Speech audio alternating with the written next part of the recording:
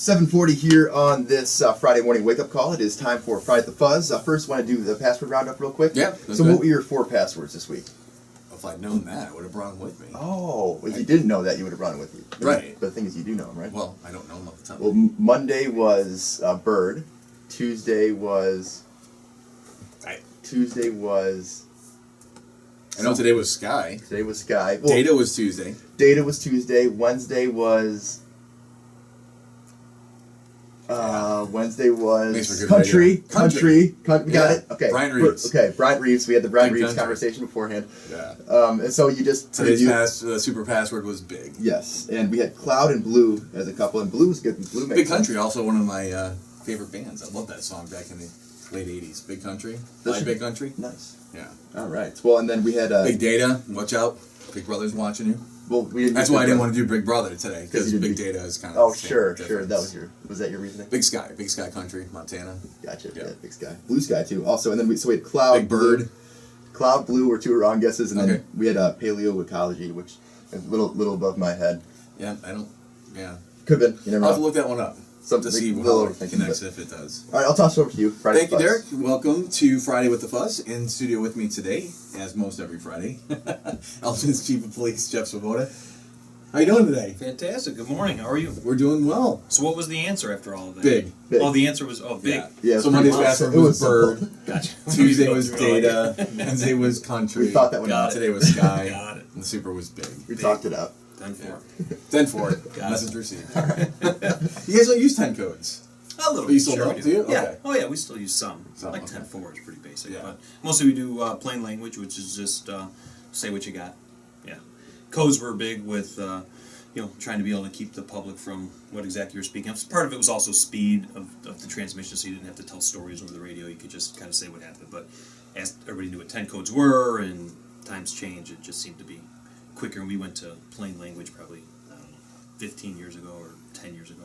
I always found it peculiar and odd that I had to use 10 codes back in college when I was working at Six Flags as security. We used 10 codes on our radio. Nice. Why?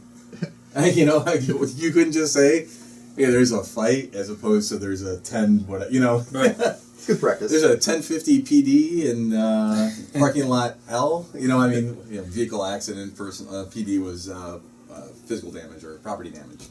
Kids running. What was that? I don't remember. I don't even remember him. I remember a few. 10-6, 10-7, 10-1, 10-2, 10-4. There you go. Yeah. 10-10 was a fight. I remember that. I don't even know why I still remember these things. I don't remember what I had for lunch yesterday. But right. A couple things going on. We wanted to really kind of highlight some of the promotions. There's a ceremony going on next week. Your self-defense class, we'll talk about that. But it sounds like it's sold out, so to speak. Sold out. Sold out. At capacity, quickly. iDrive is coming up, but you did make an arrest last week, last Thursday. This is one of the stories that we didn't get to. And this sounds like it was something that officers have been working on for quite some time, and then conducted a search warrant and were able to take some drugs off the street. This was an arrest in the 200 block of Gifford Place, Tecumseh Henry III. Can you talk about that case a little bit? Yeah, it like most of our drug cases, took a while to get to the point, but we ultimately did a search warrant. And like a lot of the cases we have, our Special Investigations Division, specifically our narcotics unit and our gang unit, does a lot of this as well. But we receive the information many times anonymously. We can get text tips. We get tips over Facebook. We get tips on our website. How many text tips do you get? I don't know, but a couple a month. And sometimes they go in spurts. If we have a large case where we put something out asking for information, we'll get some. But if there's no major cases that we get, but I know on Facebook we'll get things that come in and say, a screenshot of somebody else's, profile saying, this person's trying to sell phones, they look like they're illegal, or this person's looking to buy drugs, and so we get those kind of tips. So I bet we probably get more through Facebook than we do through texting, and I'm getting a nod of approval from Christy. So good to know. Yeah, it's good to know. So so with this case, the Special Investigations Division received information, and many times they have, as we've talked before, informants that they'll will be proactive in trying to find out where drugs are being sold throughout Elgin, or else neighbors will be calling, getting us information that they see cars coming and going very quickly, or foot traffic. So we start an investigation, And it takes a little while, but ultimately this one ended up resulting in a search warrant that was conducted by our Special Investigations Division, and they ultimately inside found proceeds from sale of narcotics, specifically cocaine, and I think there was cash as well. So we were able to make an arrest and slow down, at least in that area, some of the issues with the drug sales that were going on. So I know the neighbors were happy with it. When you get a tip, obviously you can't just go in and make an arrest or do a search warrant immediately. You guys have to find more information than just what a tipster is going to give you. But once you do, and once you start that investigation, see, not this case specifically, but something like this, where hey, this guy's selling drugs. So you start an investigation, you see them selling drugs one time. Why not ever make the arrest the first time? I mean, can you maybe go into some detail with what additional information you're trying to find and how it may or may not lead to something bigger? Where's that line sometimes drawn, I guess, is where I'm going, because it's got to be a difficult decision to make sometimes as well. Like, do we act now or do we sit on this for a little? Yeah, and absolutely exactly the way you explained it, but then also, do we let them go longer? And we've done sweeps before, so once we do have a case with someone and charges on someone, when do we sit on those? And so then do them all at once. And a lot of it just really rely, the call is by the narcotics unit sergeant, who generally kind of puts together a plan. And so starting from the very beginning, you call in and you tell us that somebody's selling drugs. What we're going to try and do, if we can, if it's not just an anonymous text tip or some type of tip, we're going to ask you questions, again, if we can. So if you come up to me and tell me that this is happening, I'm going to ask you, how do you know that? Give me your information. Did you used to date the person, and so now you're a scorned, ex, which many times we get some of our best information from, quite honestly. People break up and then they go and tell on the other person, yep, well, he's got weed, or he's got this over here, or whatever's going on. So, first of all, why do you know this? How do you know these types of things? And just get some information to corroborate what you're saying. Once we start an investigation and we start looking into things, many times we might start with surveillance. We might say, okay, let's go see, we'll drive by, see what we're seeing. Neighbors nowadays will sometimes take video. If you're living next door and you're seeing it, they'll start saying, see, look at what we're seeing. This is what we're seeing in the middle of the night. And so they'll start showing video. So we start just looking at the information, seeing if it's legitimate, and we have many contacts out there, obviously in the community, and our narcotics unit, again, have informants that they have, so they might even ask, okay, what do you know about this location? And so once we get that information, if we can, so as we kind of fast forward this, once we get the information they're selling drugs, if you sell the drugs and I have enough and you sell to me and I know it and I can arrest you, or I want to make an arrest on you, that might be half of the battle. But if we want to search your house with it, because that's where you're keeping all of your drugs and you're selling all of your drugs, it takes a little bit more. And now we're going to do not only have an arrest warrant on you, but a search warrant on your home. So then we have to say, what's going on at the house, and we have to have so many buys at that location so we can bring them before a judge, because your home is the most protected place that you have. So we have to have very good information to be able to go in your house and start searching your belongings. So if I'm selling, if I'm a seller, and I sell drugs, and you witness it, or possibly sell to an undercover officer or something, that's not enough to get like a search warrant for my home then? No, if you sell to an undercover officer, and again, it gets very nuanced with this, but in general, if you sell to me, that's enough for me to arrest you. Right. But depending on where you sell it, depending on what you're selling and the quantity, did you just walk out of your house, you have a little bit on you, and you give it to me, and there's no indication that there's more inside the house, all of those things, that's when we have to have the probable cause for the search warrant to go before a judge on what makes us believe that there is going to be proceeds of this inside your house. So we just have to be able to kind of tell a story as to what's going on. Wouldn't common sense just say that's where I'm keeping it? I mean, to play. Right. That's I mean, it's the most protected place that you have, and for the police to be able to come into your home and start going through your drawers and start looking at your dresser drawers and start looking under your bed and tipping things over. We need to have very good information. So we're not just going to go and be, odds are that's in there, right, Judge. So, we're going to go with this. The judge isn't going to sign that. So what we need to, we have to be able to tell a story and be able to, facts as to what's going on. So we may do a search warrant right then. We may then know that you're also selling drugs at another house that's very similar. You might own a few houses and be able to sell drugs at multiple places. You might have people working for you, in which we might then want to do a search warrant that night at both locations, because if we just hit one, then we know that the people at the other location will be tipped off and maybe then get rid of the drugs there. So we might have to then plan to have a search warrant at both locations at the same time. So we might wait on that and then start an investigation into both. So it's really into, and then do we just really want to arrest you, or do we want to do this when there are multiple people there, because it's it's the drugs are kept at your house, but there's 10 people selling out of that house. So we want to catch all of the people as best we can. So it's really it's more of an art than it is a science as to here's specifically what you have to do to get the search warrant. It's very specific, but then how you execute it, not necessarily how you execute it, but when you execute it, what you're trying to accomplish. There might be a search warrant we might want to do at 5 o'clock in the afternoon when many people are home to show the community that we're out there. And we're going to obviously want to have it when the when the drugs are there and when the people are there, but we want people to see that we're out there doing it. Other ones we've done where it doesn't get as much publicity. We might do it in the middle of the night.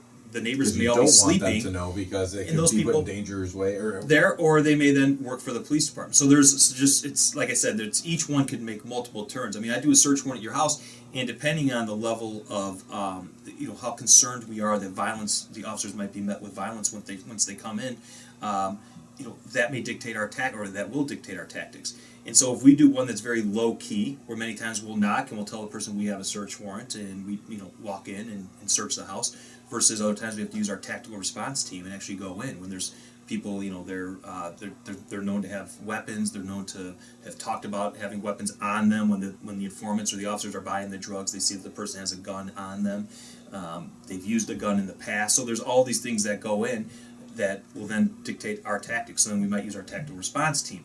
And so there's no real one time that a search warrant goes or how we do it, but once we do one, what we're trying to have is the biggest impact. So I might arrest you and search your house, but if that's only going to just move the drug problem a little bit, or we miss the time that you actually have most of the drugs at your house, that's just going to move to somebody else's house. It might move down the street, might move across the street, or it might be your brother that starts doing it from the house because if all the drugs are in the basement and we don't have a search warrant, we just arrest you for the drugs.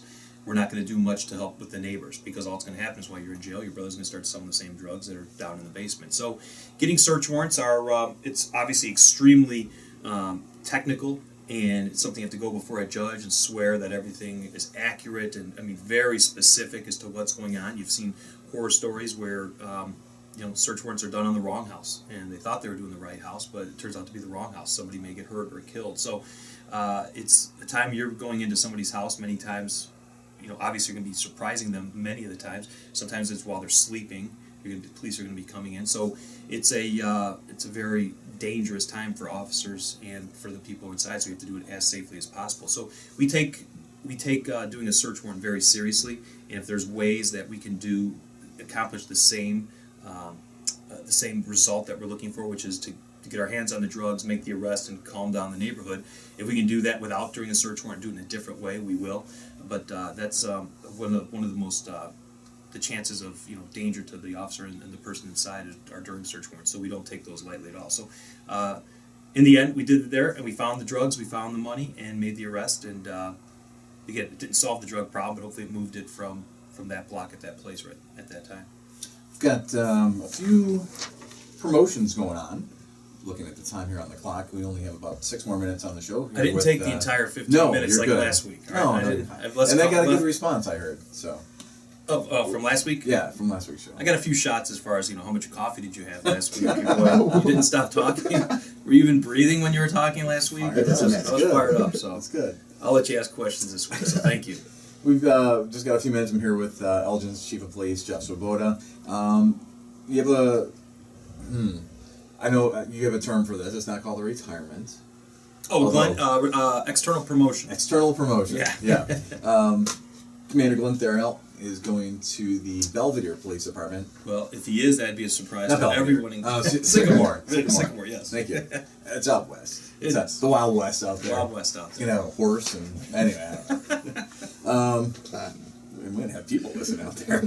Anyway, he's going, and you have to replace him with 11 people. It looks like. Yes. There's 3 promotions. He's that good. He's that good. might be the record. Might be the record, yeah. But it's funny that it all kind of coincided, and I tease because I know Commander Theriault a little bit. You just took one of his jokes for his ceremony, though. Oh, really? So, yeah. Oh, man. So you just ruined it. Oh. No, but okay.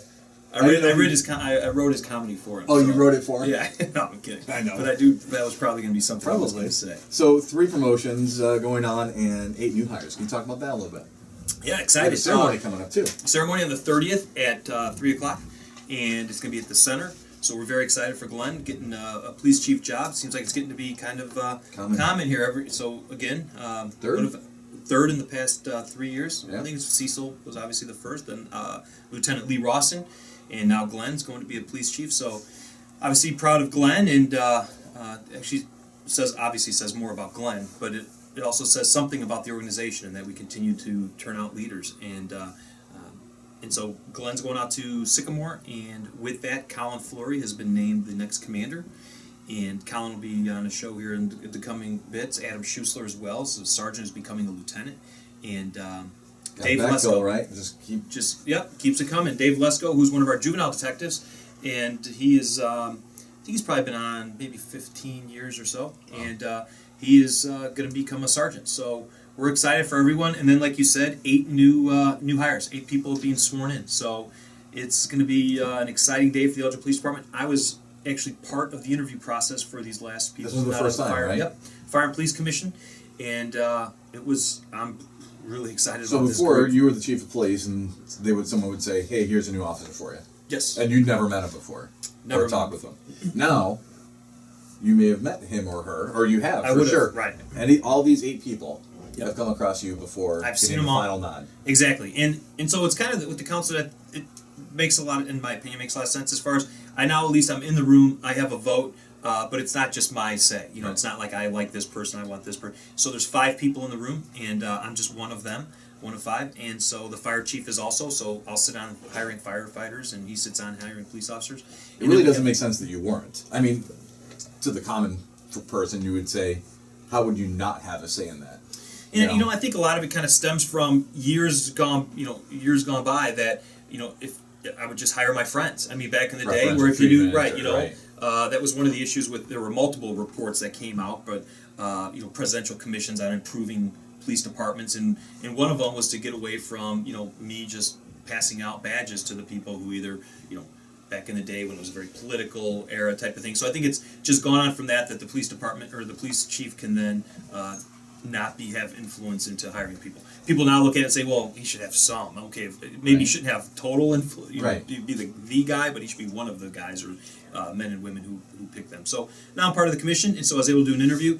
And I got to tell you, I mean, these 8 that we're hiring, and even all of them that are on the list. But I tell you, they're I'm not sure how many, but I bet more than half of them are military veterans. I know a couple of them are current police officers.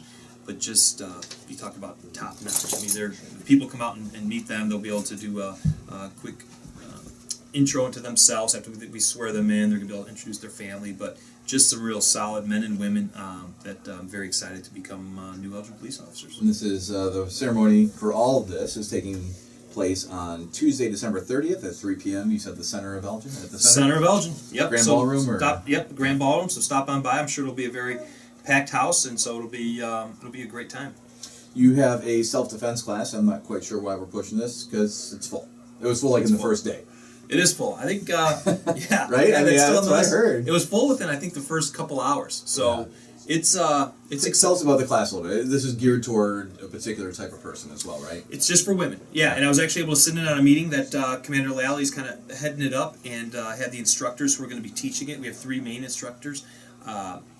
Paul Sharp is one of our instructors, Jeff Schultz, and then Sergeant Chris Jensen are going to be doing the instruction, but then have many officers that are going to be people, and some of them that I know many of our listeners know, Shelley Mendiola, Heather Farrell is going to be in there, Nicole from our communications center, and also one of our detectives, Heather Robinson, is going to be. So we're going to have women there as well, and we're going to be teaching self-defense to women, and just the kind of some of the things to think about. So it's also just putting yourself in a safe environment, but then if your environment's no longer safe and the police aren't there to help, what are some things you can do to help yourself? And then there's lastly going to be a piece on technology, that what technology is out there with smartphones and apps that are out there that can help women be safe going forward. So I'm very excited about it. Kind of talked about last week, came up, just talking with my wife, and she's like, why don't you guys do something like that? And so as I was talking with more and more people, I'd say, would you be interested in this? And we were talking with some of her friends and people around, and they said, absolutely. And so we knew that there would be a demand. I wanted to have, kind of was the joke last week, I wanted to have a very large class of about 500 and have our instructors out there. And like most times, it's a bit ambitious.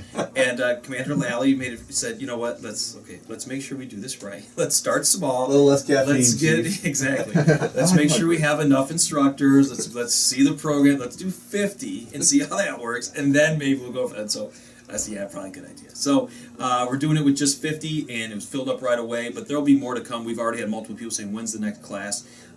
Because kind of our theory behind this, and kind of we pushed it real quick, is that we want to have a safe city, right? So we do all the things we can to have a safe city, reduce crime, work with neighborhood groups. So we push it down so people can be safe. So that when you find yourself that you're not safe, we need to make sure that we have people, that can protect themselves, and women protect themselves. So that's kind of where this whole thing is going. That if you ever find yourself in a scenario where, man, I need help, the police aren't here right now, what can I do? So that you're not just waiting for the police, that everybody can do something to protect themselves in those minutes, in those hours, whatever, when you don't have anybody there to help you. And so that's what this kind of class is going to be geared behind.